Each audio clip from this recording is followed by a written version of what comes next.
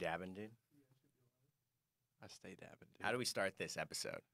You want to dab? You want to hyper dab? Let's go. ESPORTS dab, dude. Hello, ladies and gentlemen. Welcome to the Let's Make Things Interesting podcast. I hate myself. My name is Raynday, and that's high-res Prettyhair. Thank you for joining That was me an on this one, ironic Nick. turbo dab, all right? It surely was. Sarcasm at its finest. Satire. Very interesting thoughts about satire as well. There's Malcolm Gladwell did some cool thoughts about how satire doesn't actually work and actually enforces the current beliefs. It's interesting. But anyways, guys, this is all about being interesting. Let's make things interesting. Welcome. It's the first time we've not only streamed this to Twitch, but also have, I think, good volume to be able to put this as the audio for iTunes and also be able to have it on YouTube as well. So a lot more channels. I mean, this will be on Facebook. This will be on Snapchat next we know it, Nick. Yeah. We're growing, man. A little bit of a lengthy Snapchat start. Can you imagine just sitting there? For an hour and 20 minutes. I appreciate you guys jumping in. Again, this is the show where we're going to talk about everything interesting in the world and also based around gaming, esports, and paladins in specifics. But we got a lot of interesting, juicy topics today. Sure do. Some of Nick's favorite. I mean, Absolutely. would it be too much to call them idols? I don't think it yeah. would be. I don't think it would be. Jake Paul, we're going to talk about him, Nick's favorite guy. And then, of course, we're going to talk about all these different things. Roster apocalypse in Paladins. I mean, everybody is just up in arms after what happened at Dreamhack. We'll talk about Dreamhack a little bit. I can't wait for that. We just went on a 2-week Euro trip, which is insane. Yeah. So we'll catch everybody up on that. What are you looking forward to most? What's your favorite? I'm talking about Dreamhack. There it is. Best tournament. Best tournament ever. Probably, maybe ever. I think that QG Kanga set, we'll get to it, but I think that's probably going to be the #1 set for me It's the pinnacle. forever. Honestly, I can only hope that it gets a little bit better, but it was phenomenal. I don't think we've ever seen anything yeah, for the at that foreseeable level. future. I Yeah. don't know, man. There was so much that was built up to the underdog story, and it just shook the world. It was like a David and Goliath story that no one expected. And we actually saw the David while we were in We Italy, did, so that's a actually. cool that's a cool little reference. So I didn't even know that it was David from that story. I was just like, where's that guy from? So what's up, everybody? Thank you guys again for watching. And we're not really going to do a lot of chat. We may have like a Q&A section for those watching on Twitch right now. But for the time being, enjoy. Sit down, talk amongst yourselves, comment, enjoy. But, I gotta stare at Nick for most of this podcast. Oh, there we go. There you go. See some people. There it is. There it is. What's up, guys? Uh-oh, turn that volume down, dude. It's off. So let's get into it, man. I obviously before we start, I like to just set the tone for what's been going on in our lives. So I want to talk about what have you been watching, man? What have you been into? Well, I watched the first episode of the Game of Thrones season. Ooh, Because like we were just talking about, GOT. we've been gone. Yeah. Since the 10th, and then you were in LA before that, and I was just sitting here preparing for Dreamhack, getting that all squared away, ready to go. And I don't watch a lot of TV to start, but Game of Thrones is one of my series that I do look forward to every week. I mean, why is it Game of Thrones? I mean, why is that the one that gets you, man? I like fantasy. I don't know. Maybe I just started it in a vulnerable time in my life, but my buddy just told me, he was like, go watch the show. You'll like it.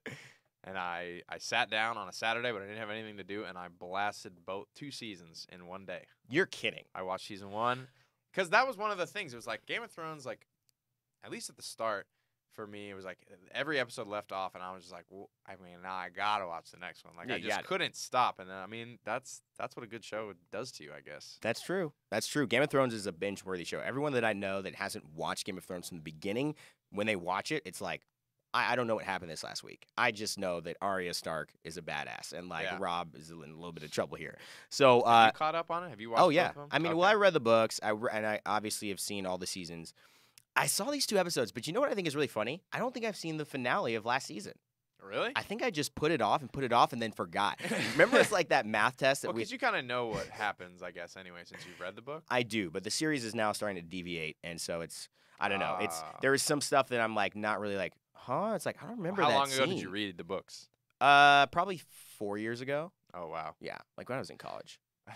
Funny story. I don't know if I've told you this, but the season finale of last season, I was in just like a big Twitch channel and just like not even, I think it may have been for like a Smash tourney or something. Right. Just watching it, and you glance over and it's just memes, just like, and I don't know why my eyes just locked onto something. And I'm not gonna say it in case anyone hasn't seen it, but I lock on to basically the big spoiler in the season finale, and I was just like, sitting there, and then it just speeds off the screen. And I was like, what are the chances that I lock eyes with the one thing I care about in this random-ass Twitch chat right It's the now? reticular activator.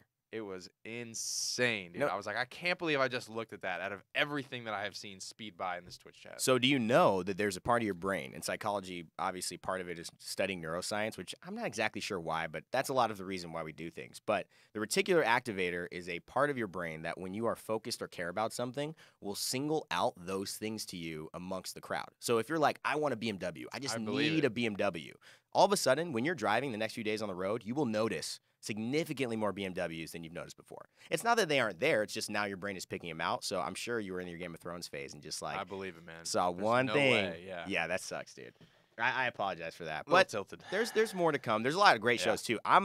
I started watching this show. I don't know if obviously I've talked to you about it, but I don't know if you guys have heard of it. But Ozark, and it's basically Netflix's Breaking Bad with Jason Bateman, which is a very funny guy. What do you mean when you say they're Breaking Bad? Like, is he So- like a drug dealer? Like a school teacher drug dealer? Yeah, kind of. Oh. Yeah, it's basically about a story. I'm not going to give anything away, but this is all in the first episode. It's about a guy who is a family man who launders money for the cartel and is like an accountant by day, cartel launderer, money launderer by night. Ben Affleck action there. Yeah, right, the accountant. But the truth is, it is almost like I couldn't think of a more like copycat role that's like not really a copycat role. I mean, you've got a suburban family, very upstanding, and then all of a sudden he's in drugs. Like literally, that is what they did. But they do it in a way that's very unique and very interesting, and like they don't make it old, and it's good acting.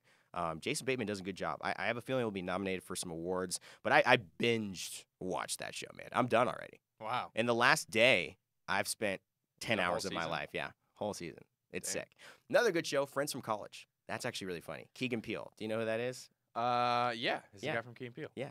Actually, Is he the Keegan. No, say that at the Keegan Thompson. beginning. It's Keegan something else because then Jordan Peele. Jordan Peele, Keegan Michael Thompson. or Yeah, something like Keegan that. Michael Thomas. I don't know what it is. Anybody know his name? I forgot his name. Is he Anyways. the bald light skin one? Yes, he's very, very funny. So, yeah, that show is great, man. I highly recommend those shows for people. There you go. Now I don't know what to watch.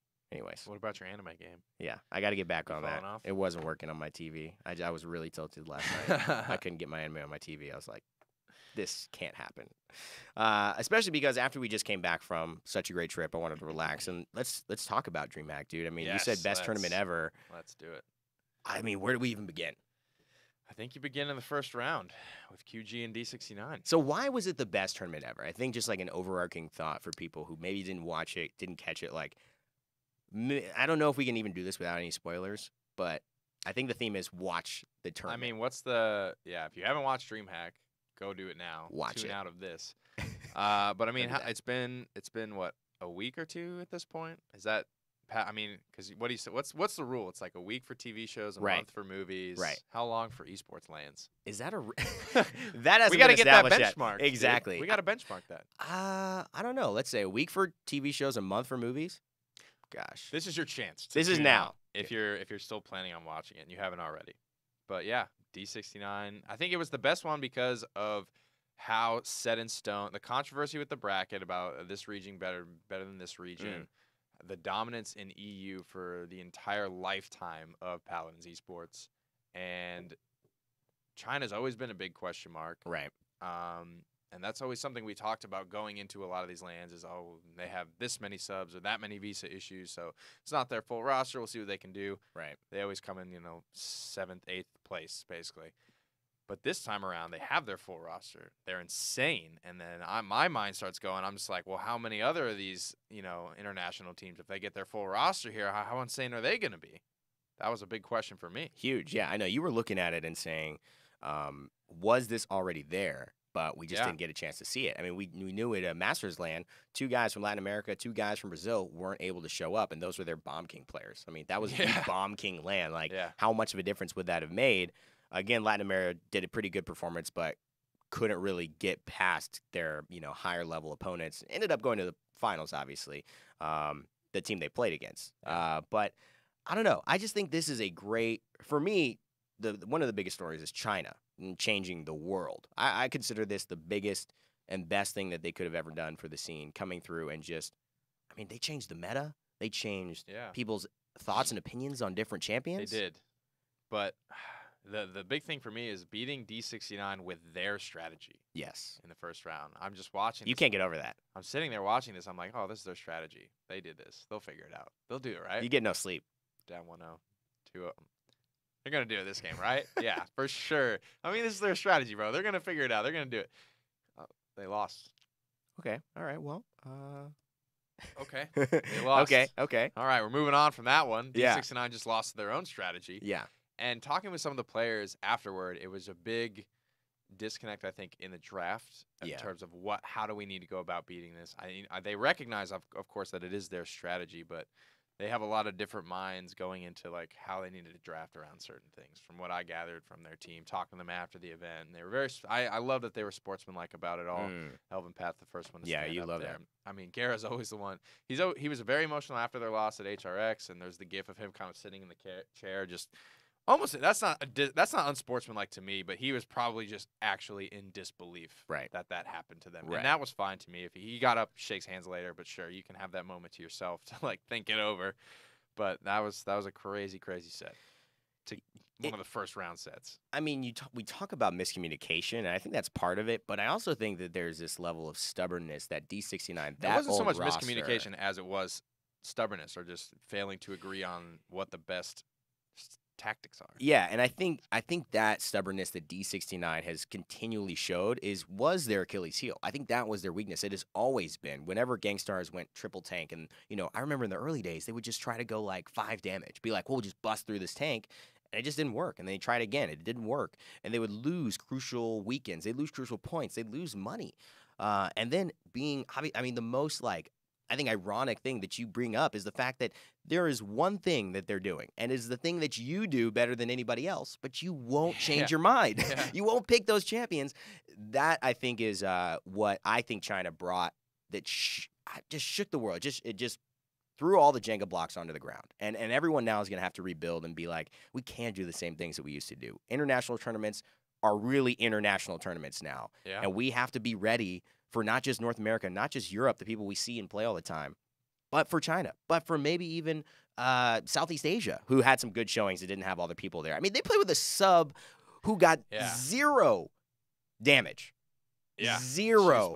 But she had like legitimately been playing the game for a week. But that's what I'm saying. I mean, and it's insane. They had some guys who showed up pretty So well. I didn't basically draw a single judgment against that team. I'm like, I haven't seen it. I don't know what they can do. Kind of the same thing with China. It was never like, oh, they're not good type of thing, because we just haven't seen their full roster. The other thing that they did, obviously, that I think was a big point, was North America finally wins. And I think how cathartic that was for the guys who had DreamHack a year ago. Like I mentioned, Cuss Cutie and those guys got their can that was the Kings, that actually was a Swedish term, that was a Swedish beer, brought onto stage and crushed by Bugsy as a metaphorical statement that North America cannot come close to EU. Yeah. Finally turning the tables and not only beating the Europeans, the #1 team, Gangstars, but then taking down the people who had been taking down everyone else, which is QG. To me, that was like that was a big moment too, just for the hope of North America. As the name of the game, right? That was something we always talked about with Cryptic, is how versatile they are, that they're not afraid to play this. This looks like it could work here. Let's do it. Let's try. It's good on paper. Let's try it out. Let's make it work. Let's find a way. And that was ultimately, what won them the championship. I think nobody else wanted to adjust to China's strategy at all. Cryptic played the one feeler game with kind of, their standard stuff, and then it didn't work. They lost, and they were like back to the drawing board. Immediately just started taking Torvald away. Big shout-outs to Wardoom for playing that majority of the time, and they got it done. They were lights out, dude. I was so impressed by how they played. To you, did it feel like, they all... Doe, Cuss, earlier in the tournament, they were not looking... They reversed... First of all, they reverse swept Denial in the first round to stay in the tournament. They almost got knocked out in the first round. They were down 2-0 to Denial. Reverse swept to come back in the tournament. But that was... It looked like a lot of bodies, specifically to me, looked like he was warming up. But once they all started hitting their marks, oh, man, they are scary. Evil Eye is the guy that I think when he switches into that next gear, watch out. Like, that's when I think if they can get him to gear 4 instead of gear 1, 2, and 3 in the first game or two, they're going to look good against any team that comes at him. And now they've got a land win under their belt. I don't know. This is a big deal. That's a good one to get out of the way, we've won our land. on a big-time land heading into HRX. There's, like, nothing better for these guys. Yep. Pretty cool stuff. EU, obviously. They got to stay hungry, though. Well, Speaking of staying hungry. EU is hungry right now. There is absolutely... There is some hunger, and then there's some, just kind of disappointment, I think, and just disheartening. Well, if they eat at Swedish airports, there's a lot of hunger. According to that curry chicken panini that Agro had, it was not very tasty. There's clearly a lack of some food there in some of the situations. And, some of the guys from some of the Swedes, obviously, D69, I mean, I think it's a good time, Nick, to maybe talk a little bit about, well, we could talk about Kanga first in that set, or we can also talk about, I think, just what's happening with the fallout from these top teams. Well, D69 was upset. They kind of scattered after. What do you think happened after that day? Well, I talked a lot to Guerra, and he was just saying they just don't agree on how the drafts should be approached. And that's, I mean, you talked about it as well, how hard it is to really win a championship, and it's not as easy as just putting the 5 best players on a team. They need to be, doing the right things. There's some star players. There is just some minds in the draft. Some people just need to take the backseat, be a role player. Does everyone agree on the team strategy? That sort of things. If everyone's working well as a team, you don't have to be the best 5 players in the world to win these lands. Right. And I mean, when you talk about you quote this back to me all the time, but like, a bad plan executed well is much better than a great plan executed poorly. Right. That's just being on the same page. That's just you guys knowing what you want to do and going out and doing it. Just that lack of hesitation, which it did seem like there were just people pulling different directions in D69. I'm not surprised to see that Sheepa and Perdot have now found themselves on Gangstars, which is the old team. The big news there, Bird picks up Sheepa, Perdot. It's now they're literally a package deal. Yeah. Like they're inseparable. No, and they play that well together, and I get it. But it's also like Thiel. He's out. He's in the sub. He's in the free agent. Sun Commander can't make a LAN. He's gone as well. I mean, those are 2 big stories. And Gangstars is saying, we are not going to accept mediocrity. We're aiming to win. Yeah, and that's a big thing for them, that they're taking this defeat and they want to come back stronger, whereas D69, I don't know what's the deal with Bugsy. I don't know what his commitment level is to the game. He's kind of taking a hiatus from creating content. Elvin Pass is like kind of always in his own bubble for me anyways. I don't ever see or hear a whole lot from him in between lands. Guerra, fairly quiet. And then, like we said, Sheepa and Perdot, they're like glue. They've been best buddies for 20-something years or something like that. So it's almost like a weird dynamic, and maybe that's like an EU thing, right? Where they're all kind of in different countries. There's not a whole lot of, I don't know, hanging out or that sort of thing going on between them. I don't know how, if they approach it just as a business. That's something we talked about before, is that they're very like, we're here to win, do whatever it takes type of thing. But I think there's a certain element of you need to like the guys you're playing with, because you're more inclined, I think, to agree or work with them on that type of stuff. Well, putting in the hours is something that's important. Like, Bugsy has mentioned that this is not really a game he loves anymore, right? This is a game that he figures is a job. Since OB30, this guy said that he didn't really like Paladins in an interview. I don't know if that still holds true. I'm just going off the last conversation he publicly put on record. And that's got to mean something, right? No matter how talented you are. We've seen a lot of talent in sports like the NBA and soccer just go to waste because the guys weren't committed. They didn't have the drive to be the best no matter what, even in adversity.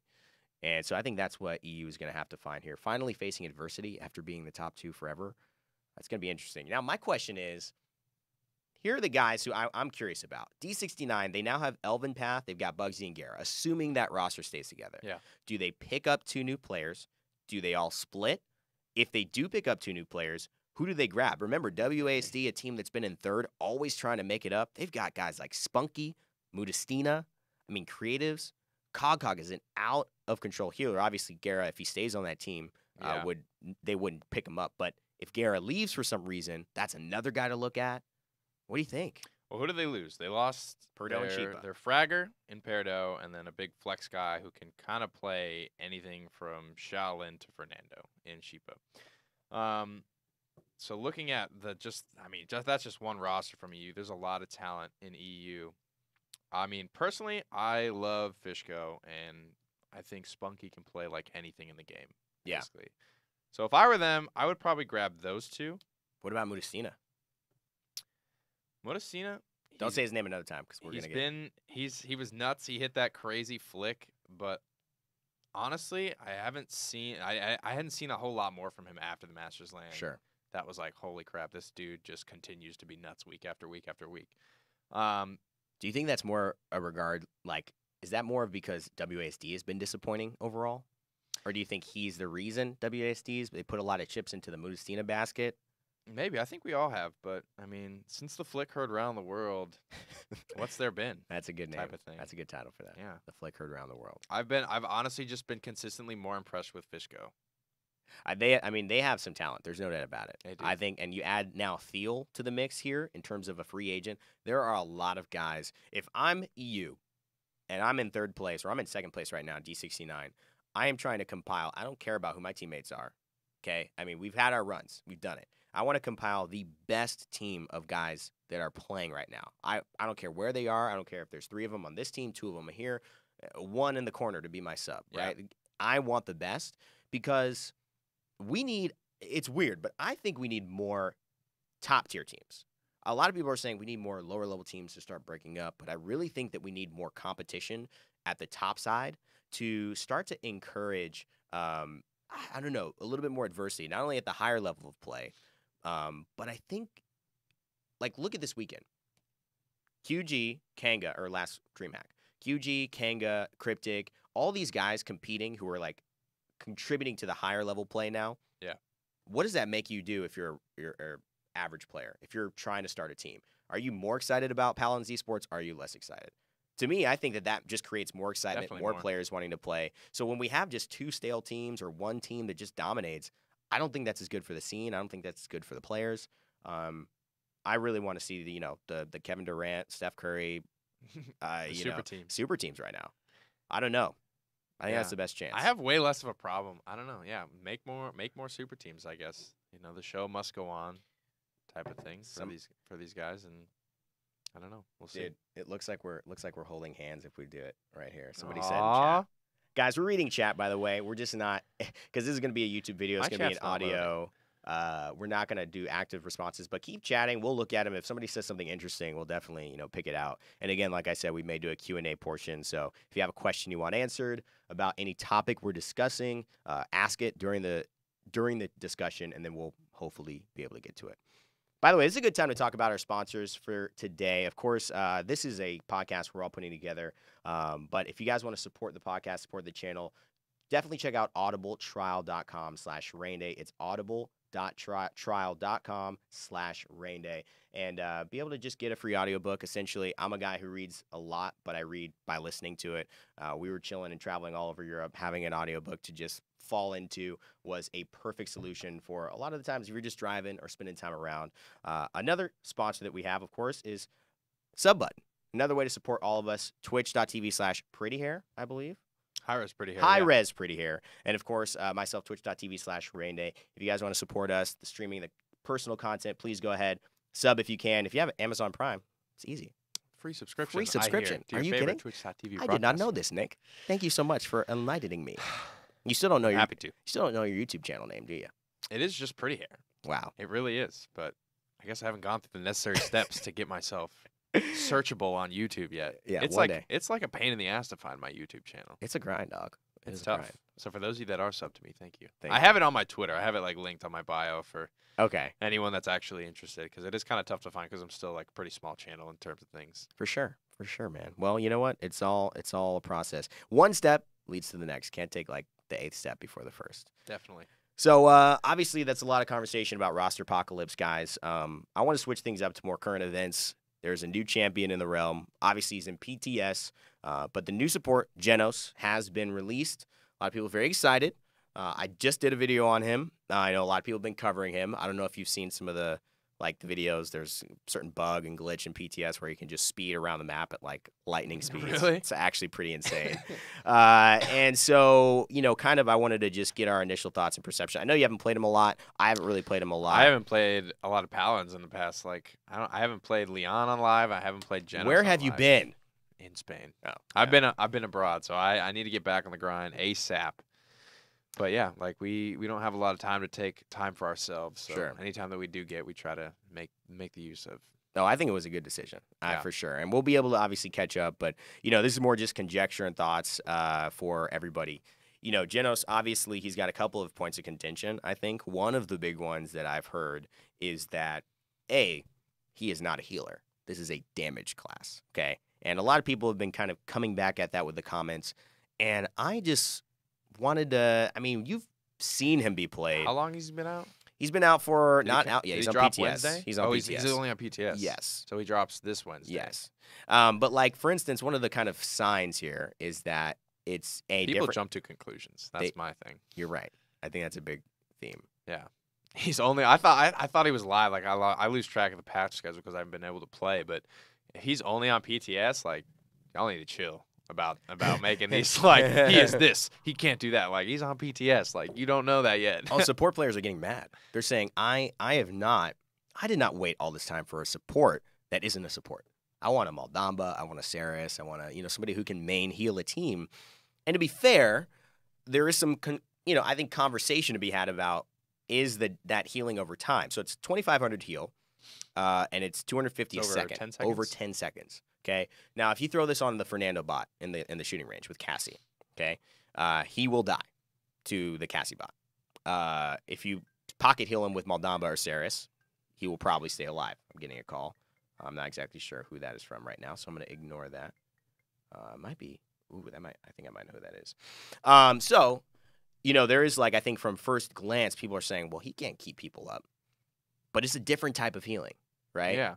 And it's just maybe it's super strong. Like, can you imagine fighting against a Maeve or an Androxus who's just got, for the next 10 seconds, going to have another 2,500 health in their pocket? I mean, plus. You got to break that mold. You got to get off the fact that, it's not Saris. Well, of course it's not Saris. Saris is Saris. This is Jenos. This is a different character. He's gonna do a different thing. We don't want to just make a ton of beam healers, right? Because that's all you can do, and you think it makes you good because you can right click somebody that auto aims for you. My thing is I watched Cuss Cutie's video, I think briefly, and it looks like you can have two of the marks up at one time. I don't know if he was doing anything special to have that available to him. But yes, it's just different, and you can put it through walls. Doesn't matter how far they are. It seemed like there is a range. There's a range. Okay, yeah. Long range. But you can increase it. Goes through walls, that type of thing. It's just different how you have to play it. When you have something like that, it's almost like you give them that heal, and then it's on them at that point. They just have to play in mind that the fact that they have this 250 health per second on them, and they just play differently according to that. You play differently. You can dive deeper when you've got Saris, juicing you for 1,000 a second, but you just play a little bit different when you've got Jenos healing you, and you got to figure out how that works best.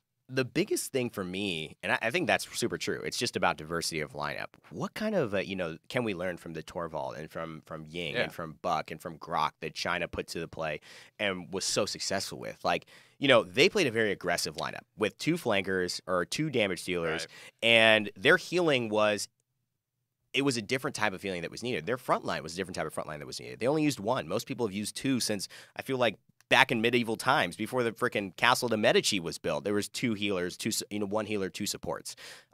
This could bring a rise to maybe a main healer like Saris and a Jenos because he can do so much damage, and that ult is game-changing in combination with Convergence, especially. That ult is sweet. But I also think, this could just be a different playstyle. Maybe the idea is, with Chronos 3, someone's saying, my man, Wiz Dude, is saying with Chronos 3, you can have 3 up at the same time. So you got 3 people at 7,500 healing up on the battlefield. They're all getting 15% extra damage because of Luminary, and you're just fragging out. Maybe you don't even run to the point. Yeah, you all you're not locked out from doing damage, or you got the force choke thing, which is all. You can't just draw these hard lines. Oh well, Saris heals for this much. He can't heal for that much. He's clearly the worst healer. I think that just kills so much diversity, and I think that puts you into the trap of what District 69 and Gangstars fell into.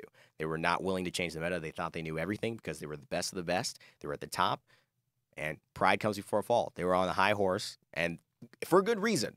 They had won everything. Yeah, they didn't have any reason. I'm not going to say I wouldn't have been in the same situation. Yeah, because it's really easy to fall when you're the best. Unless it's your strategy. Exactly. I looked at your camera. Why did I do that? Somebody in the corner. Trying to intensely let them know. So, anyways, I know a lot of people are liking him. The other side is that, hey, I think he looks cool. He looks awesome. I'm excited to play him. He does look freaking cool. The Void Grip is insane. That's awesome. And I think the other cool thing is that it just gives people the ability to frag. Sometimes supports, they get the bad end of the stick. Nobody wants to spectate them because it's that's what I do. It's boring. Whenever I have to play support, I'm just picking Maldamba and I'm fragging. But think about this. Think of how fun it's going to be to watch Jenos' cam. You know, when people play Jenos in esports, Cuss Cutie, Bird, all these guys on that type of champion, it's going to be pretty insane. And that's there was a lot of talk about, how to be a good support, how can support players impact their games at a high level. We watched Cuss Cutie do it. Everybody's praising him. Shasha, one of QG's players, was talking about it. It was a big inspiration for him. And I think Jenos might be the right support to show the majority of people what it takes. Because a lot of what supports do well is very intricate. It's very high-level stuff, very min-maxy type of stuff that's not easy to see on camera. We don't watch a lot of supports on camera during the broadcasts. And that's just kind of the nature of things. But Jenos might be a good one to kind of bridge that gap to where what he does well as a sport is a little bit more clear and easier to see. Yes. And I think this could be cool for flex players. Like, the double support is going to be optional. Bird and Cuss Cutie are both like level 23, 25 Andros, like Grandmaster and Master on that character. Like, those guys can frag. They're really good. But what about, like, guys like sometimes Bodies flexes for, like, Cryptic. Yeah. Sometimes, obviously, Sheepa is, like, the flex guy. But I think, like, you still kick your main healers. And then, like, Bodies, Sheepa, those kind of guys. Herdo played Grover once. Yeah, I mean, those kind of guys jump on Jenos. It's going to be exciting. I think he's going to be really cool for the scene. And, again, people are saying Cauterize counters him out. Well, yeah, 90% of that heal is... same with every other healer. Everybody else. The thing that's cool is that... Cauterize counters healers? Wow. If you shoot Cauterize onto Sarah... You got some salt, man. I need like, what is that? I need a hamburger right now so you could salt it up for me. I'll provide the black pepper here because I got it. I got it on my face. And then we just have a great meal. What a thought. Jeez. Okay, continue. But the truth is that there's a difference of Cauterize where Saris, you shoot her twice for a 3-second heal. And for those 2 second-and-a-half periods, negate 90% of the healing easily. All you have to do is shoot her twice. If you have someone healed by Jenos' Astral Mark, 10 seconds they're being healed. So maybe you shoot him twice, but he still gets the majority of his healing off versus comparison to Saris or Pip, who are in the burst heal situation, or Grover in the burst heal situation. There's different things. There's different aspects, positives and negatives to this. And again, if you're getting shot for 10 seconds and being completely cauterized, you're probably dying anyways. You're probably just not in a good position. You probably won't survive 10 seconds of fire. Yeah, that's what I'm saying. 10 seconds of people consistently cauterizing you, you're dead, bro. I mean, you got to play differently around different characters. Right. So that's what I have to say about that, I guess.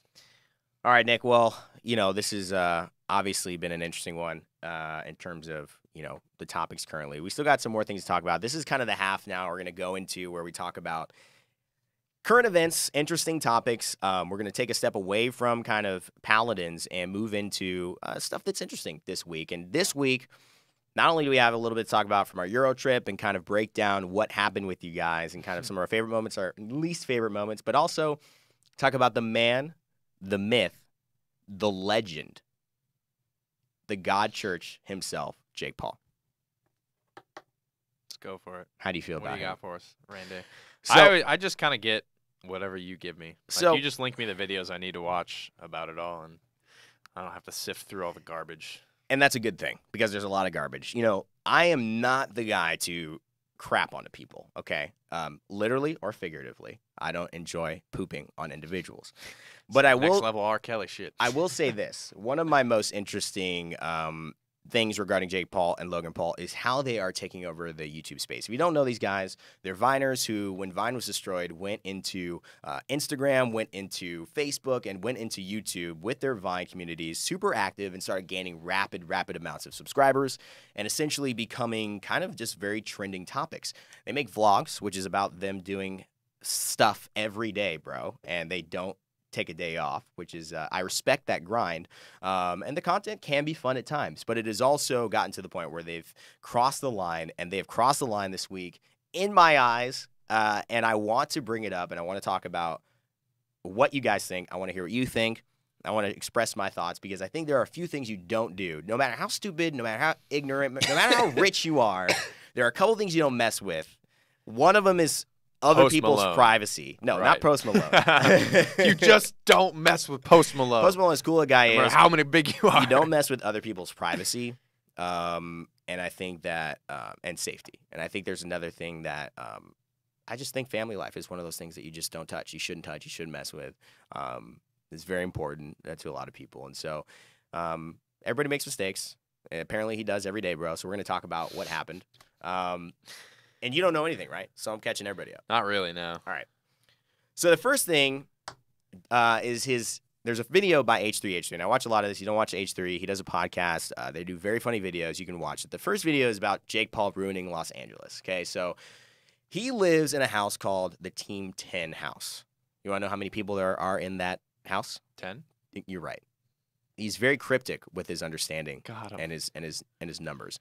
How many days does he vlog? 7 days a week? Every day, bro. You got Every it. day, bro. Okay, so it's all very clear.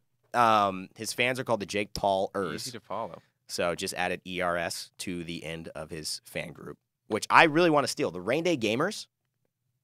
That sounds good. So simple. Anyways, Jake Paul, neighbors. He lives in a very wealthy neighborhood in where I'm from, North Hollywood, Los Angeles, okay? His address is put on a public display. So, like, you Google Jake Paul's Team 10 house, and it is available for you to go to. It is like a exhibit. And you can imagine a lot of other wealthy people who pay millions of dollars for extreme privacy and luxury in North Hollywood would love their address to be bombarded and treated as essentially a circus for young teenage girls and boys to stand outside all day, and for Jake Paul and his Team 10 Do they just stand to out act there, rowdy. hope he's like, and Yes. hope he comes out and does something? And he does all the time. Oh. To the point where it's a real, like, disturbance to the neighborhood. Yeah. So one of the things he was doing was, I mean, this guy, he built a fire in his swimming pool and was like, had a fire, like a literal huge fire going up. You saw that clip. Yeah. And essentially was like, not only like there's traffic, you can't drive anywhere near where it is. Every day there's all these kids outside. All the neighbors, they're paying millions of dollars. Like, I did not pay for this circus to be going on in my house. And so they're basically like complaining. And it's like now local news. People are like, interviewing the neighbors, and they're saying, I don't like this guy. I don't want him to do it. So I saw the video where he was like outside like with the news crew trying to interview him, and he's Yeah. like running around. He runs up on the truck. My favorite part is like the he crew ran of like on the news truck. yeah, like the crew of like goons that do everything like 5 seconds after he does. And I'm just like, you guys are so lame. But first of all, in that video, he looks like he's just like coked out of his mind. He does In look my a eyes, little- that's like what I think is up with him at that point, because he's like half paying attention to everything that's being said to him, and like he kind of like snaps back to it, and then he just Cokes like a runs lot. off and does something else. I'm like, this dude, he looks like he's coked out of his mind. So that's do you really think he's on drugs? I don't know about that. In that video, it looked like he did. I didn't watch any other stuff, but in that video today that I watched, I was like, that dude's on coke for sure. So I don't know. I can't comment on that. But again, he is making some crazy. He climbed up onto the guy who was interviewing him. Yeah. The interviewer asked him a I very wouldn't do that. he asked him a very important question, and I was like, how do you feel about neighbors saying that this is an unsafe place for their families currently, with all of the antics and the crazy in the street kind of I don't know, mob that's going on consistently? And he said, well, I don't know, dabbing on them haters, and then said, what are those, to his shoes, and ran away. Yeah. Which is, I mean, a normal response. And that meme Telling isn't you. that meme dead? He wasn't all there.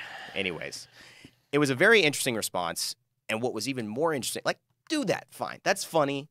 But then what ends up happening is he goes and tells this story to his vlog, okay? Because, like, he's taking heat from this, okay? Literally, he's like, the neighbors are about to sue him and the person he's renting the house from. Yeah. So he's taking heat. And so instead of, like, being like, okay, I'm going to be the bigger man here and just stop, basically, he says this story, which is alleged, not true, no facts, no video, that his Team 10 guys were driving down the highway, and one of his neighbors, he says, took off the bolts of their car from the wheel. Mm-hmm. And then the wheel fell off in the middle of the 101, which is one of the busiest highways in Los Angeles. And the car tipped over into the middle of the 101 and almost killed everyone. And that he then says, my neighbors are trying to kill me. It's a big statement. So basically, the neighbors get interviewed by the guy and are like shocked by these allegations. He produces no Did he video. like point at one neighbor in No, but particular? all his neighbors, and in all of his videos, his neighbors' addresses, their license plates are all shown in his videos. So basically, you're telling your fans from your side that these people are trying to kill you. I mean, what do you think an idol's 13-year-old, but there are some older people there. I mean, these guys idolize Jake Paul. their fans could easily, they know their license plate, they know their address, they could sneak into their house, they could break their windows, they could do something, God forbid, even worse. And Jake Paul is like acting completely clueless and then doesn't even back up proof for it. He could be endangering the lives and privacy of his neighbors, legit. What do you think? People like him, they don't get it, dude. They don't see it that way. To me, that's like How old is this guy? 20. Yeah, he's just like a 20-year-old kid, and he's been on like the Disney Channel. It's Can people you like be that. called a kid at 20? That's what I'm trying to figure out. Is that a I kid? guess when you act like that, you ain't a man yet. It's pushing it, man. Yeah. How old are you? You're only like 22, 22, dude. 23 now. You got those Southern manners, though. You wouldn't do something like that. Mama raised me right. And the funny thing is, he's from Ohio. That's That dude's where you're from from. Ohio. That's where I'm from. No, I don't know where he's from exactly in Ohio, but clearly, I mean, I don't know. That just clearly flipped. he didn't have that good Italian upbringing. That just like was crazy. Like not, and then the other thing that he did, he went to say, and then he did a vlog and he said, I'm going to apologize to my neighbors. And he goes to apologize to the neighbors and he wears a lavalier mic, which you can't see, and has a conversation, records the neighbor's conversation without telling him that he's recording them, and puts it on his vlog for like 5 million people. That's a complete violation of privacy rights. You have to tell somebody that you're filming them, and especially if you put it on a blog for 5 million people. They could have said anything. They could have what is it called? Incriminated them? No. It's like what's the word? It's just where you basically say information, you offer information to somebody. I forget what the word is. Divulge information? Yeah, divulge. They could divulge any type of information about themselves, and like, I mean, I doubt they know they were in that vlog, which is just insane. When you have that many, with great power comes great responsibility. I just feel like he's not using it well. Yeah. Anyways, beyond that, the next thing, this got me crazy. So then he goes. Got me crazy too. Got me crazy. So he goes to Post Malone's house. I find this fascinating. And okay, so this started Set up, because, why did he go there? okay, so the idea is that Post Malone and H3H3 meme and make fun of Jake Paul all the time, which is very funny. He makes a lot of like views off of these videos because Jake Paul's really trending. What's like the core of H3's channel? Basically right now it's reaction videos. Does he make fun of people who deserve to be made fun of? That's Yes. like what I've got Yes. out of it. And he stopped making fun of, like, when he was young and he had like hundreds of thousands, he would make fun of anybody.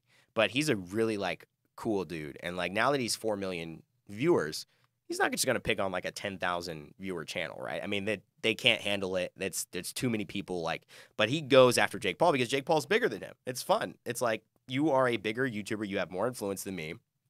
I have a different audience. You are very up and coming. You're making a crap ton of money. So I'm going to go after you. I'm like, I'm the little fish, so take it. Take a little, take a little heat.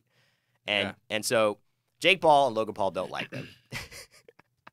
There's actually a hilarious story when Logan Paul, his older brother, met H3H3. There was a party. And so H3 walks up to him, and basically he says, hey, what's up, Logan?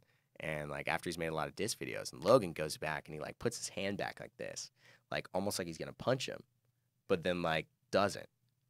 And so Ethan's like, and then basically goes in, shakes his hand, but Ethan is like, I just know Logan's like, I've always thought like what I was gonna say to you when I finally see you. And then Ethan just says like, yo, dude, what's that a picture of behind him? And it's like clearly a picture of like a car. And then Logan just has really nothing to say. He doesn't know how to respond and like walks away. And Ethan tells the story. He's like, I don't know why I said that, but it was just really, really funny at the time. And it was really demeaning. And so these guys like do not like him. And Right. Jake Paul doesn't like him either. So this time, Post Malone is really good friends with H3. H3, they make fun of Jake Paul a lot. So Post Malone buys a bunch of Jake Paul's merchandise. Are And Post and H3 like buddies? yeah, Do they're they, good. like, do He's stuff like together? his best friend, apparently. Really? Yeah. And then That's awesome. and then basically he buys like a lot of his merch, Yeah. and it gets retweeted by Jake Paul and everybody, and like 20,000 likes, 15,000 retweets. So Jake Paul makes a vlog and he's like, dude, I don't know what's going on.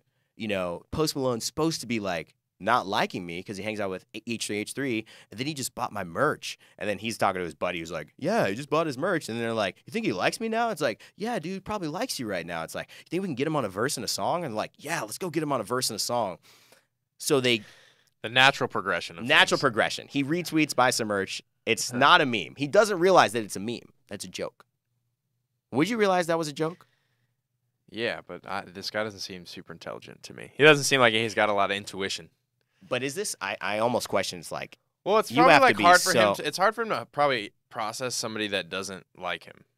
but wouldn't your friends be able to tell you that? Wouldn't your buddy be able to say, dude, I think it's kind of like all a the meme? all the people that are surrounding that guy look like they're just a bunch of yes men. Like they all just like go do exactly what he does after he does it to like, God knows why.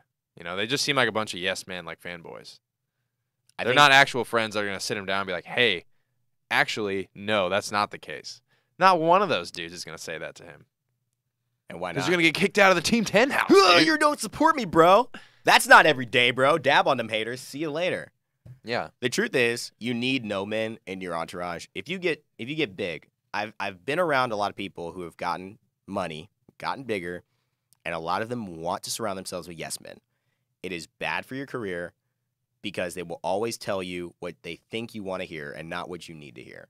Because how to keep your career healthy is to hear what you need to hear and not what you want to hear. Not everyone's right. You need that good group of counsel. So, Yeah. he clearly does have a lot of yes men. That's a good point that you make. Yeah.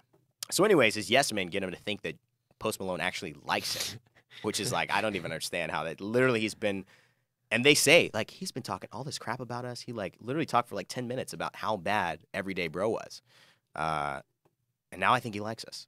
So, here's what they do they go into the back end website for where Post Malone privately ordered the merchandise, and they find his address.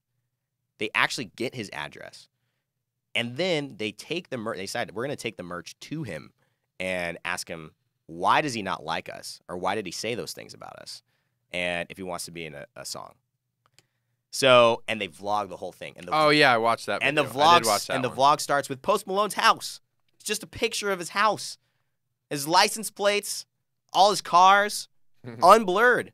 They just showed his house. And doxing, what that means, they doxed him, which means that you go in search of like private or information about somebody and publicly expose it. So they freaking just show his whole house. And again, getting film from like Secret Spy guy with lavalier mics. Who was in the van. Who was in the van. Yeah. That's crazy. So then they go up and they ask him. It's a really funny video. You should watch it. I don't want to go over the whole thing, but it's really, really funny. Post Malone has a very odd interaction. It's like he's in PJs, and they walk and talk to him and say, can we film? And then they're just like, sure, you can film, but he doesn't think they're actually filming, right? He's like, can we vlog a little bit? But they don't have a camera with them. He can't see their lav mic. He's in his PJs, and he's like, yeah, sure. Let me go get some pants on, thinking the video hasn't started yet. Anyways, unbelievable stuff. H3 made a video on it. The next day, he re-uploaded the video, but it got 4 million views before he re-uploaded it. And then he blurred it out finally, but the damage had been done. Yeah. So now everyone knows where Post Malone lives. You know his car's license addresses. And they went and illegally got his address. Dude. Sketchy. If that was me, I would sue. There are not a lot of things I would sue. It doesn't seem like that guy's far away from getting in legal trouble. Oh, 100%. If he's not already. You're dealing with the city of Los Angeles. You're dealing with people who, despite how much, money you think you have, there are way wealthier people in the world. You're messing with a lot of rich people who all don't like you. And then you're messing with one of the like more liked, respectable rappers and artists like in the community. I mean, I don't know. Who seems like a really nice guy. You wouldn't want to do that to him. You know what I mean? So for me, the big thing is like, I don't know. I just feel like this is like the one thing you don't mess with. Like, because when people find your address, like, even if it's a hater on your own channel, dude, now that hater knows exactly where you live. And people are crazy. Yeah. They're not all crazy, but there are some. There are a lot of people on the internet that don't have a lot to lose, so they could do some damage. If my wife, my kids were in that house and that happened, I mean, that would be game over. Yeah, what do? Do you have to like basically move at that point? That's what I'm saying, dude. That would be game over. Yeah. Don't you ever do that to me, Jake Paul. That's crossing the line. And again, it's not like I'm gonna dox you, bro. I think Jake's funny. I know where you live, Evan. I think Jake is funny, and I think that a lot of the drama and stuff that he does is funny and brings a lot of joy to a lot of people. But sometimes you make mistakes that there need to be legitimate consequences for. I think that's one of them. Like just messing with the privacy of a citizen who is a public figure. Yeah. That's messed up, man. That's what worries me about YouTube is like, do you have to do this type of stuff to get big on YouTube nowadays? Like viral, but like you have to just like, it's not just a matter of like starting drama with another YouTuber. It's like this guy's like actually going out and like messing with people in their lives and stuff. I hope not. I hope it's not a trend for YouTube. Yeah. I don't know. I'm a little sorry about it. So, I mean, at the end of the day, Nick, are you more intrigued about watching the next Jake Paul video? No, not really. I've never been like. Stop lying. I've never actually watched one of his videos. I always watch the H3 videos that you tell me to watch. That's what I mean. About his videos. But I've never been super into the drama and all that because the best way to get rid of it is to stop watching it. I agree. So I've always kind of just been like, well, I just won't watch. It's tough to do, but like if you really want to do your part, I just don't watch it. That's like being vegan, dude. Saying like if I don't eat a cow, everyone's gonna stop eating cows. You got to be the change you want to see in the world, Evan. Listen, I'm only one guy. I'm talking to the man in the mirror. Exactly. I'm asking Lead him by to example. change his ways. And no man. You're not gonna sing with me, man? I thought we were I Michael actually Jackson don't know the words fans. to that. If you want to make the world a better place, take a look at yourself and then make a change. Anyways, vibes, dude. So, yeah, Jake Paul, I don't know, it's very interesting. Follow H3 and you can see the videos. You can follow Jake Paul if you want. He's interesting. I watch his videos sometimes. I just felt like he crossed the line. Again, it's nothing personal that I don't dislike against him. And I try not to dislike people. I try to dislike and Things that they comment actions, right? Where I think actions are not okay. I think that's one of them. And again, he's young. He's 20. He's got 9 million subscribers, basically. There's going to be some growing pains. PewDiePie was, our age, 55 million subscribers, made a big mistake and changed his career, and he's learned a lot from it. Maybe Jake's making all these mistakes now so that if he gets to the 15, 20 millions, he doesn't have to. I don't know. Could be valuable for everybody. All right, Nick. Now, this is the section of the podcast where you bring up a topic that you're interested in. Topic that I'm interested right now. What are we calling this section, by the way? What did we use? Didn't I used to have a section on something? You used to have Nick's pick. I guess it could technically be Nick's pick. Whatever I picked to Nick's talk about shtick. that day. Nick's shtick. Listen to my shtick. Listen to Nick's Well, I went to Dreamhack Atlanta yesterday, and I unfortunately I woke up really late because I guess I'm still a little jet lagged, catching up on sleep. But I really wanted to watch the H1Z1 tournament there, which is a battle royale focus game similar to PUBG, Arma 3. I think it's all like. You know how like Dota's like a mod of a Warcraft 3 custom game type of thing? I think it's like that, where I think Arma was like the original game, and then H1Z1 split off of that, and PUBG spun off of that. But those games like viability as an esport, and it's tough. They're hard to watch. They're so much fun to play. They are so much fun to play. Yeah, they're and you got to ask yourself like what makes something a good esport? Does it have to be, super easy to watch?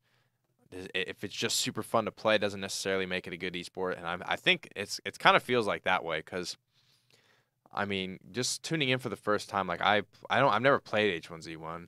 I played a lot of PUBG, but I think the casters did a good job, and I don't think that game is going to be a difficult thing for the casters necessarily. I honestly feel like production is like going to be super stressed about that type of game because there's such a big why map. is that? Like, because I've never watched H1Z1, so can you like tell everybody kind of what it looks like from a esport perspective? I've only watched that one, but basically the map is so huge, the teams are so spread out, and a big thing about those games, and I think it's more true in PUBG anyway, is the looting phase off the start, where there is just nothing going on. And same thing with H1 is that there was just nothing going on for the first X amount of minutes. It was like the zones kind of close into the map. Yeah, it's like the first 1 or 2 zones or something like that where just nothing happens, and the teams are just looting by themselves.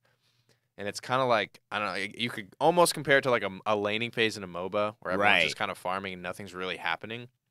So it's almost like how much of that are you willing to put up with a sport type of thing. So there's that. The map is massive. There could probably be a lot of fights going on at one time. So that's what I'm saying. I don't think it's going to be super hard for the casters necessarily because, they just talk about what's on screen. That's on them. Do they follow like a specific player? Yeah, they'll win? They'll watch like certain teams and certain players. I don't know if they ever get like first person perspective on it because I was kind of like I had it on my phone while I was driving, so I was basically just kind of listening to it. Right. and I wasn't really paying attention to my phone, obviously, because I was driving. But the thing with PUBG, it's a lot of like free cam where you'll watch like a third-person perspective, which is kind of cool because like in the last fight, like on a hill, you'll see the hill and you'll just see these players kind of creeping around, and knowing you're just like, ooh, like they're about to fight, like it's about to go down. That's really exciting to watch. But like I said, if another fight's happening across the map, production has to be able to see that. They'll probably need another spectator computer to be able to instant replay after that. And it just seems like a lot of moving parts to produce a good show with that type of game. But it is so fun to watch. There are so many people that I feel like would want to watch that because there are so many people that play it.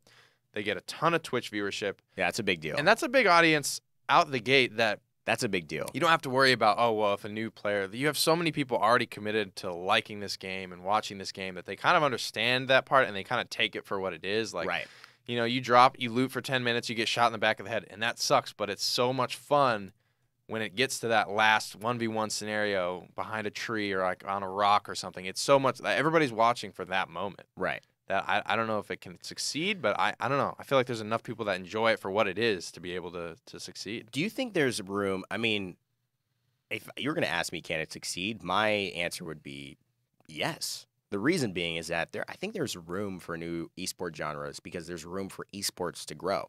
Esports is still growing. New genres should still happen, and that's only going to grow esports more as we start to get more and more around, I think, finding different venues, different modes that people like to watch. You know, not everyone's going to want to watch Smash, but the different people that aren't captured by Smash may be captured by Dota. And a lot of people may not be captured by MOBA, but they're captured by Paladins. Some people may not be captured by Paladins, but they're captured by PUBG or CSGO. And so I think that the more options people have, you know, the more esport grows. Just like real sports, right? Like, yeah, not everyone likes baseball. There's a pro cricket scene. I don't understand how cricket works. It's big somewhere. Yeah, but somewhere it's big and people like it and they're going to watch it. I think England.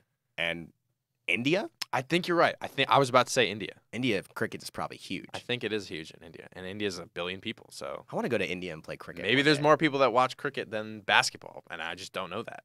I would actually I wouldn't take the bet for basketball. I would not take the bet for basketball. Yeah. I'm not sure I would bet. What is the most watched sport in the world?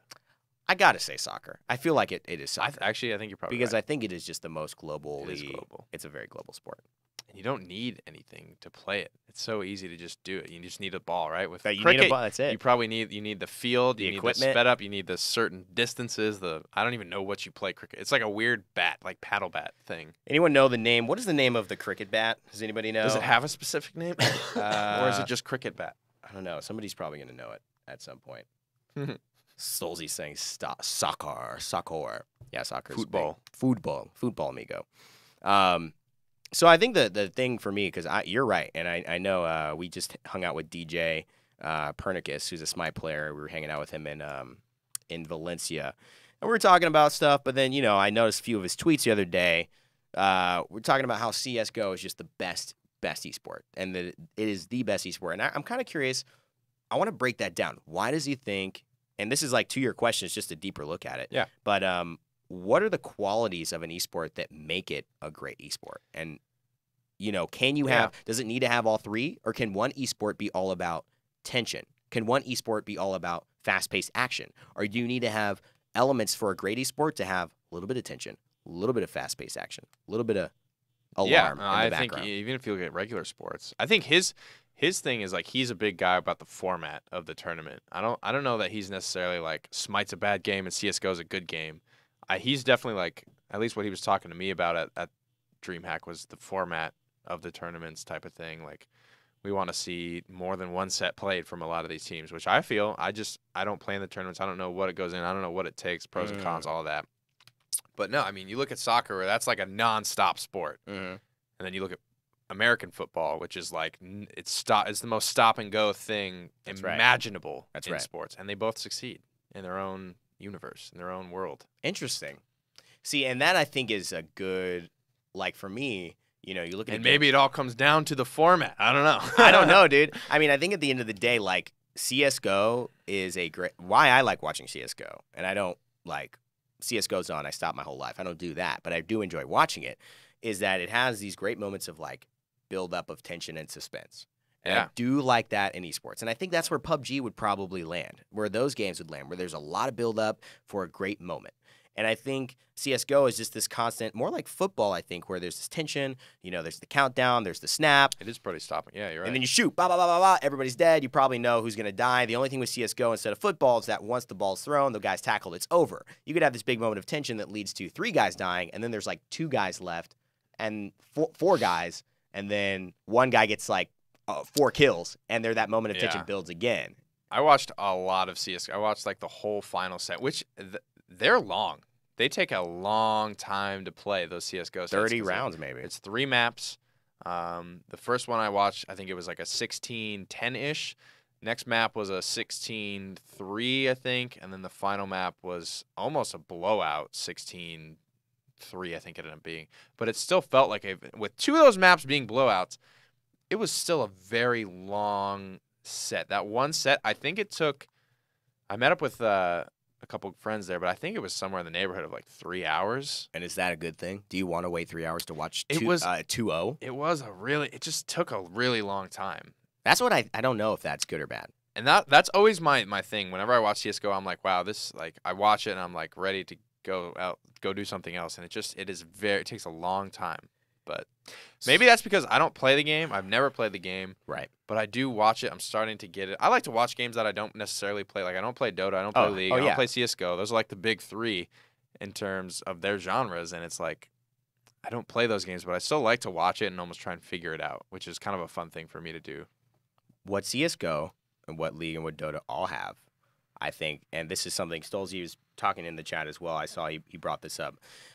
He says the money involved, easy to watch, time. I think the money involved, I'll translate that to stakes. I don't think I would say almost those games don't have any of those things. But I think he didn't say that about these games. CSGO is easy to watch. He was saying what makes a good esport. Like, what are the qualities of a great esport? Yeah. So what I think when money involved, I think there is a lot of money in CSGO. It's just spread out, but there are high stakes, I think, for it. And I think they create a good job of the tension, which I think helps to drive the stakes, to make it feel like something important is happening. But I think, having a good prize pool can be important. Like Valencia, I think people are going to just find that more interesting no matter what, because they're playing for $100,000 versus a weekend game. I honestly think that is legitimately just why, from a base level, is going to be more interesting. The other thing is player base. You're right. I mean, can some niche game that's just a dope esport that no one plays come up and just be like the top thing that everyone wants to watch? I mean, I wonder if there's a limit to, if your game is not one of the top games, can it ever become one of the top esports? Do you have to play it to enjoy it? Yeah, a lot of people. Or do you have to play it to enjoy it? Well, I think looking at it from the that comes back to easy to watch though. I think CS:GO is easy enough to watch, right? Like, even if you don't. I'm not like a casual viewer though. Like, when I'm watching CS:GO, I'm trying to figure out, all right, what are these call outs? Why are they going to these spots? Why is he holding this angle? What is that icon on his UI? Like, how does the one thing is, like, I don't understand the economy, the ebbs and flows of, like, this team's so far ahead. They win a pistol round at the start. That's the only time it's even. One team wins a pistol round, then they're buying AKs and ops against the team that still has the pistols. And I was like, well, they won the pistol round. Of course they're going to win this round with the AKs and the ops. Like, how does this team come back? That's, like, the flow of the economy and buy rounds, save rounds, all that is what I don't understand. And that's what I want to figure out, and that's why I like watching it. But a lot of people are just like, ooh, guys shoot gun, make happy. They're not worried about the economy of the rounds and that type of stuff. So I think at my core, I'm a different type of viewer than most people probably are. You are, 100%. And I am as well. Probably a lot of people watching this are. I think the interesting dynamic that you bring up, too, is relatability. Can someone turn on this TV who doesn't know anything about esports and know what's happening? Can they understand who's winning and who's losing, and can they understand why this is entertaining? If they can, I think you have a good esport on your hands. I think some of the other things fall by the wayside in comparison to that, because when you talk about transcending natural, Twitch viewership, okay? Because, I mean, it can't just be Twitch forever. It can't. You have to get regular TV involved. You have to get big networks involved. You have to somehow get, I don't know, whoever starts live streaming, you need to get families, people at home who aren't gamers watching esports for it to take over the world. And that's why I think things like, I don't know, that's why I'm always interested about things like Nintendo ARMS, which is just a super relatable, super interesting, really easy to see people punching each other. But there's depth, there's excitement, there's moments of action and moments of pause, reset, going back at it. That's the thing where it's like ARMS may never have the player base of like League of Legends, but it might still be successful as an esport just because casual viewers can hop in and watch it and be like, oh, look at this, the pink girl punching the blue guy type of thing. Whereas like PUBG and League and Dota for me is like their player base is just so colossal that it feels like it is a successful thing just because everyone that's watching is their player base type of thing. And it's like you can't, like, for the first time when I go in and I watch Dota, I just don't know what's happening, really. Even though I kind of understand MOBAs, there's still a lot that I don't get about Dota in particular. And that's where I think PUBG could succeed because it is kind of easy enough to, like, watch because it is like guy shooting other guy, and that's kind of it at its core. But there is a big player base that would already kind of be there to watch it and understand it and take it for what it is. Well, it's a lot of questions we're raising. I think if you're in the comment section now for the YouTube video, if you're on Twitch, let us know your thoughts below. We're going to move on topics, but I think something to bring up again for sure, maybe in a different light, and maybe obviously we want to hear your thoughts below about what you think makes a good esport. What are the top qualities? Do you think games like PUBG can succeed? Do you think they'll fall by the wayside? Do you need a big player base? PUBG is going to be the golf of esports. We'll see. Golf has its own, golf has its own thing. I can't wait for esports to start. Like, I can't wait for esports to differentiate themselves based on like what the players of each esport look like. You know what I mean? Yeah. To where like I mean, football players, basketball players, baseball, golf, they all look different. Console esports players, they always seem like they're in better shape. They talk more swag. They talk more crap. They have a little bit more swag. Yeah, you're right. Than like a skinny, like pasty, nerdy, like dude. You know what I mean? Dude, you sound like you're describing somebody right now. Who are you talking about? Just talking about in general, like the stereotype of like a nerd, thick rim glasses, pocket protector, versus like, I mean, DJ Pernicus is a damn bodybuilder. You're right. You wouldn't look at that dude and be like, he's a pro gamer. No, you wouldn't. Yeah, and there was a lot. I saw a lot of that at Dreamhack. A lot of the console guys were like, they're like big, scary looking dudes. Dude, in ARMS, I told you this, but like the winner of ARMS, the tournament at it wasn't, maybe it was Evo. No, it was something before. Had like 26,000 viewers. It was sick. They had like professional Smash commentators of people doing it. The guy who looked the most fit and athletic actually won the movement game of ARMS. And I was like, maybe that's a sign. Maybe this game is going to be a different look. I mean, if esport players looked like traditional athletes and took that part of themselves seriously, like that physical image, would they be able to transcend? Would it be more marketable? Would people from normal sports? I think it absolutely would. I think that's something to consider. Good topic for next time. That's for sure. Okay, moving on. Last part, Nick, we've been gone forever. This podcast is just like an entrance back into the light. Yeah. And I'm not talking about Jenos. No help here from him. But we've been in Europe, man. And so, a lot of people don't know what we did. Break down there, in just a summary where we went, where we were. Well, from Dreamhack Valencia. Tell the homies. We flew into Rome, Italy, and then we took a train to Florence. And then we stayed there for, 2.5 days-ish. Mm-hmm. And then we went back to Rome ended up being 2.5 days there as well because our flight got canceled. Ended up being a big W for us. Yeah, it was a big W. Yeah, so our flight got canceled. We were supposed to be home Friday afternoon. We ended up getting home Saturday afternoon. Delta put us up in a nice hotel. We had a 7-hour pool day, chilling, napping, recharging. Because, it's kind of sucks, but on your last day of vacation, you're not going to cut it off early, right? You're not. We still stayed out late. We got home, and then at the airport, I was just, like, tired, sweaty, tilted, just, like, did not want to fly for 11 hours. And then they were like, we were kind of pissed that our flight was canceled, and we were worried. But it ended up being a huge, huge win for us all. Huge dub, dude. Huge. Huge. It was the day of W. It was July the day of the 21st, 2017. We have it in our calendar. Like, we will celebrate a year from now, if possible. The day of W's. Everything went right that day. Or we at least just looked at it as going right, and we took a good perspective. Either way, we had fun. Yeah. So you're right. We went to Florence. We went to Rome. We had a lot of experiences. What was your memory of choice? What are you going to look back on that trip and say, man, there's so much. That was insane. Probably the sunrise on the bridge over the river. There it is, the River Arno. We stayed out all night. And the first night I did it by myself. It was like you guys And the real crashed. Bomb King hours. I was talking, the real Bomb King hours. I was talking to my girlfriend. By the time I got off the phone with her, it was like I saw the sun peeking out, so I was like, F it, dude. I went out to this bridge, and I watched the sunrise come up over the river, and I was like, I was all by myself. I was like, this is pretty magical. This is awesome. And then the next night, we were like pretty close to it being sunrise time. You two were like trying to go into bed, and I somehow debated Raynday and Aggro into staying up that extra probably like 40 minutes that it took. I got debated. I was like listening to all this anime. I was like, yeah, guys, what are some good animes? Tell me about this or that. And they were like, oh, yeah. And that's where, if you guys saw the tweet from Aggro just with Florence, it was a Snapchat of Evan was just jamming to this anime theme song coming up to my face. And I was just like, just so I can make these guys get to the bridge. And then so I start to see the sun peeking out right as they're about to go to bed. And I was like, guys, look, it's happening right now. Come on, we'll just go out there real quick. And we all went out there together. And there was actually some like wait staff crew, some like couple like waiter and waitresses that were also out there enjoying the sunrise. And like we were all taking pictures. You had your speaker and we were dancing like music. That was our favorite band. That was a very memorable moment. Dancing to Coldplay and Justin Bieber on that like.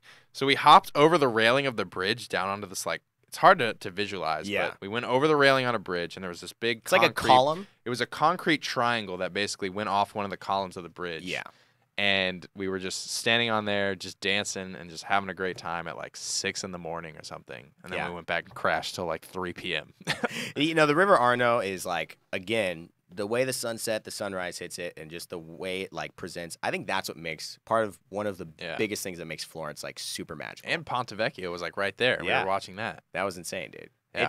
That was definitely one of the highlights for sure for me. I think getting back in Florence, it was fun seeing your guys' reactions too to everything because I had already done all that. I went to Florence with my girlfriend a couple years ago, and she took me to all the good spots. So I had a list of places we were all gonna go. And I kid you not, every meal we ate became Ryan and Nick's best meal of the trip. Every single meal we started having, it's like, this is the best meal I've ever had in my life. No, this is the best. Catch me here. Catch me here, bro. We were tier listing all of our food, and the Italy food is all like SS tier, man. It's hard to go back. You can't mess with it. It's pretty amazing. If you guys have not been, it's pretty insane. All right, so give me your miss me. Worst moment. If you have one, feel free to chime in while I think. There's not a whole lot of. I guess you could probably say, you know, the moment we were kind of like the flights canceled. Like, that was pretty bad. I was tired. I was already kind of like. That was pretty bad, dude. I guess the traveling around, like when I'm tired and hot. And because it was pretty hot over there, but it was a drier heat than Georgia here. But it was still I'm hot, I'm tired, I don't want to be moving around all my crap. Those are probably the worst moments for me. I personally think our place in Rome was my worst moments. Not that it was bad, but I just like the idea of us being in Italy and like Florence is like our option. Like we could have been there. But we chose a place in Rome, and it was like we literally went to a place that was called Garbatella. Okay, so we called it Garbage Town because it was literally graffiti and crack houses. You gotta set up. So we're rolling in on the subway, on the metro, going to our place. We're making fun of it, and we're just looking out the window like, oh my god, look at all these apartments and these crackhead houses with graffiti everywhere on them. And then they're like, next stop, Garbatella, and we're like. Oh, so this is that's us. That's where we are, boys. Let's okay. All right. Here we go. Yeah. Well, it ain't that bad. Stay right, close. Guys? Watch your six. You know. and we were just. I mean, we like that moment. I was running like crazy to get to the Wi-Fi service to try and call the guy. Yeah. I felt sketchy. Like everybody I walked by looked like they were gonna mug me or thought I was gonna mug them. So I just created this like tension of like. Because you were running around. Do I have to mug this guy so he doesn't mug me back? Like, do I have to anticipatorily defend myself by attacking him? I just was in all kinds of mind games. The best defense is a good offense. Yeah, and then probably like the fact that I don't know. I think I would have loved Ryan to not be sick as long as he was, because I think if I was gonna do something differently, because that was my next question, I would have like. It's so hard to do, but just pace like the time that we spent out, like, get a little bit better sleep so we could do a little bit more in the day. Yeah. Because I think obviously it sucks when everybody can't, keep pace and, everything worked out perfectly. But I just think that, like, if I was going to do something differently, I definitely would have, like, probably paced everyone a little bit more in terms of staying out late and just getting enough sleep. What would I do differently? I don't have any real regrets from that tournament. I guess, yeah, maybe getting more sleep, but like a trip like that for me is like You want to live it up. I don't have like a lot of fear of missing out on stuff. Like in college, like if I didn't want to go out, I didn't go out. Sure. I stayed inside and I played video games shamelessly. Yeah. But on this trip, I was like, no, I'm going. Even when I was like a little bit tired, I was like, nah, F it. You were going ham. I'm going. You're going ham. I don't have a lot of regrets. I can't say that I would do anything differently. Maybe I would say spend another day in Florence. Yes. Power day in Rome. I think everything we did and saw in Could Rome, be done in a we day. could do it in a day. Agreed. If we had, sleep. That's what I would do differently. Power day in Rome. That's exactly what I would do differently as well. If you guys haven't been, please go ahead and do that. Again, you guys watching the podcast, this is the first time we've streamed it to Twitch. Let us know in chat if you guys are enjoying this. I know we haven't been engaging with chat a lot, but it's because we're doing this as YouTube, doing this as audio. We want to make sure everything, is seamless for all listeners and viewers. And then, of course, next time I think we'll probably leave it as a little bit of a chance to Q&A so you guys can like start prepping some questions while we have like a topic that we throw out. And it's more seamless. But again, Nick, thanks for the podcast. It's been a lot of fun. I think we're going to try and do these weekly if we can. I don't know. I like these. We can, as long as there's stuff to talk about, we can do these all the time. So I'm very, very excited about it. Before we go, just want to leave you guys with my thoughts in terms of going into the next phase. And, for this episode, want to leave some closing remarks as well. Again, part of, I think, what we're looking at here in Paladins is an opportunity for everyone with coming off of Valencia, coming off of where we've been and how we've seen things kind of topple and shape up over the last few weeks, is that we need to take a different approach. We need to stop assuming that things are going to be the way we think they are. We actually need to take, I think, the approach that we don't know what we don't know. Being aware that we don't have all the answers, that we are not God tier in terms of our assumptions all the time, and that we can get it wrong.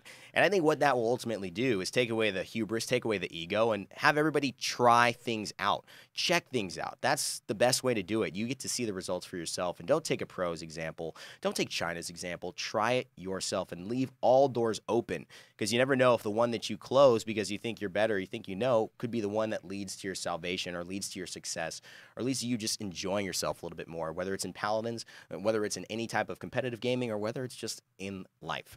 Guys, thank you so much for watching. Let's make things interesting. My name is Raynday. This is High Res Prettyhair. If you want to support us and our sponsors, definitely check out audibletrial.com/Raynday. Follow High Res Prettyhair on twitch.tv/High Res Prettyhair. Yep. And of course, myself, twitch.tv/Raynday. You can sub to both of us to support the channel and the stream, and check out all our other social medias at another place as well. Thanks, guys, so much for watching. And as always, remember to never give up, never stop gaming, and we'll see you all in the realm.